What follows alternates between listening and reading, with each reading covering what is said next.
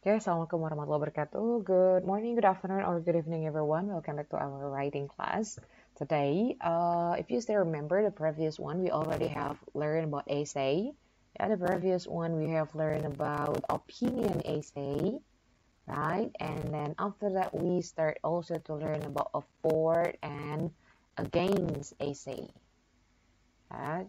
So today we will continue to life skill essay, which is actually this kind of essay. It belongs to a for and against essay. Jadi sebenarnya ini materi sama ya seperti a for and against essay, tapi topiknya itu lebih mendalam mengenai life skills ya.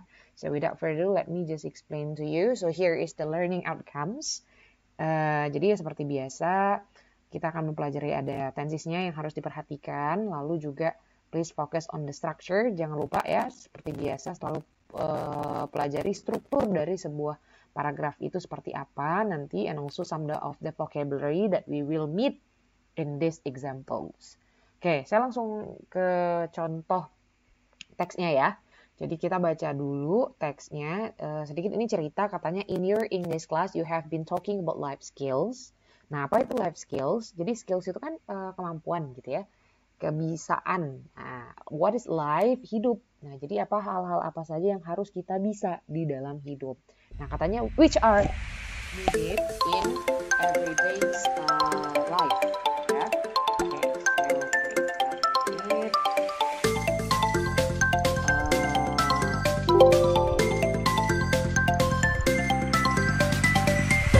okay, let's go on to this part.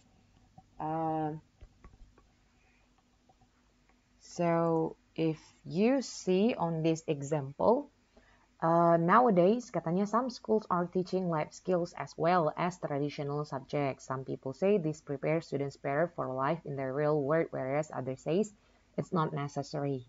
Nah, jadi sini dia ini katanya life skills should be taught ya to teenagers to school together with traditional subject like maths and science. Do you agree?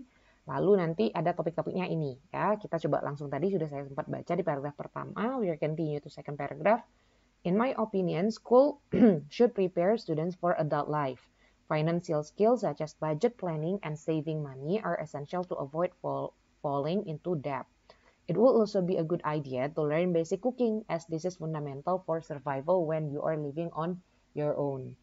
On the other hand, some people argue that there is no time for extra subjects at school and that life skills should be learned at home. Personally, I think we already learn many skills while doing traditional subjects. For example, we learn teamworking by doing group projects, and organizing our homework teaches us time management skills. To sum up, I believe all schools should teach life skills. It would not require too much extra work because there is no need to teach them separately from conventional subjects. This will make sure that students leave school better prepared for university and work. Nah, tadi kan udah diceritakan di sini, yang mau kita bahas itu adalah life skill. Jadi poinnya adalah gitu ya, ada managing finance sama cooking. Jadi ada 2 poin di sini. Apakah nih ya, katanya life skill should be taught to teenagers at school together with traditional subject like maths and science. Do you agree? Jadi apakah kemampuan ya gitu ya, kemampuan bertahan hidup seperti ini, ada contohnya mengurus keuangan, masak, itu harus diajarkan di sekolah seperti halnya pelajaran matematika dan juga IPA gitu ya. Nah, kalian setuju atau tidak? Ini adalah contoh kalimat paragraf gitu yang sudah dibuat mengenai pendapat dari seseorang. Nah, so here there are some tips for writing. Sudah bisa dilihat tips yang pertama.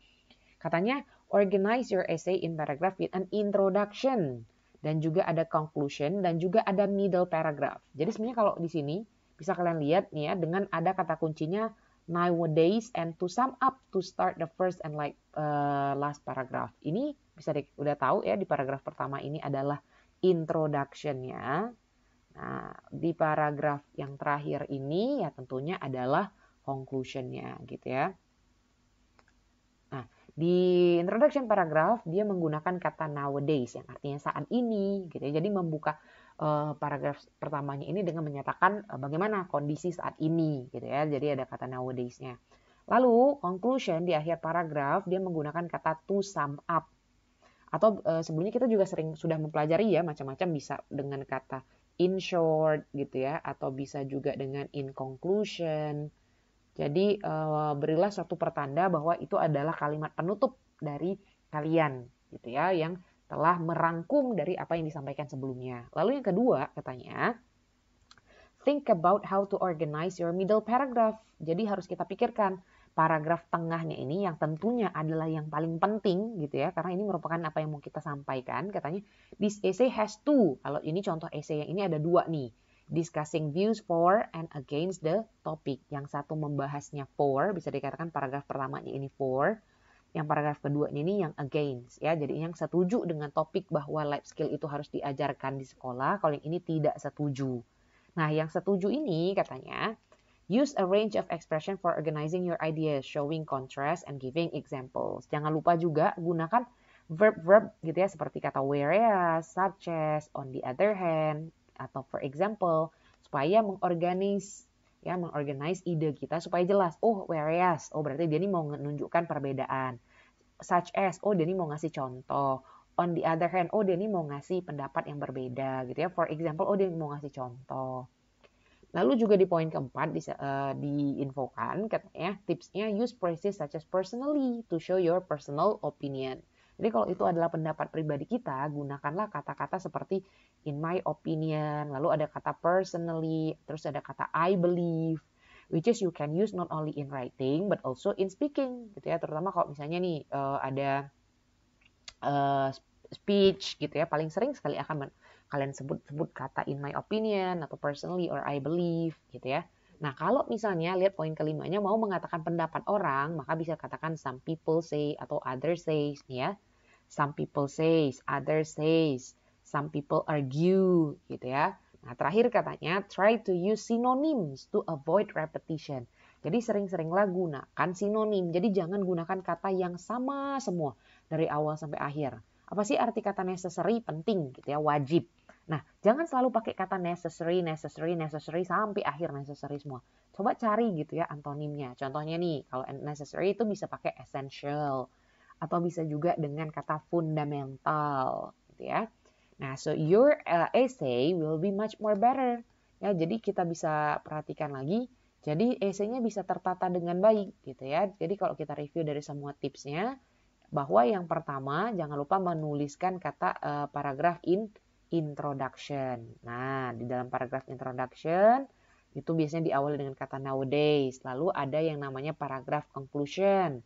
Si paragraf conclusion ini bisa diawali dengan kata to sum up atau in short atau in conclusion. Dan yang paling penting adalah paragraf middle-nya, middle paragrafnya yang menyampaikan pendapat kita.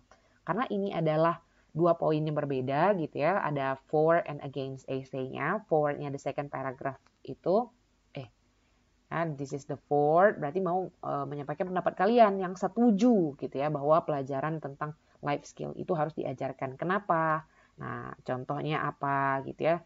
Lalu gunakan juga beberapa word juga di sini. Nah, second paragraph-nya dia lebih kepada against, terutama orang-orang yang menentang. Nah, dia menggunakan kata on the other hand untuk lebih menunjukkan bahwa ini perbedaannya loh gitu ya.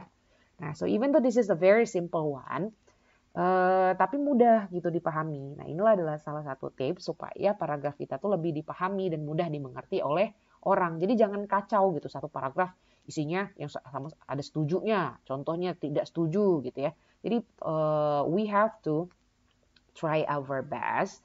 Kalau bisa dipisah, jadi memang paragraf yang setuju itu satu paragraf, kasih contohnya, lalu baru pindah ke paragraf yang selanjutnya. Atau bisa nih, dia juga bilang kan, bisa juga three paragraph kalau misalnya kalian punya 3 poin yang berbeda ya.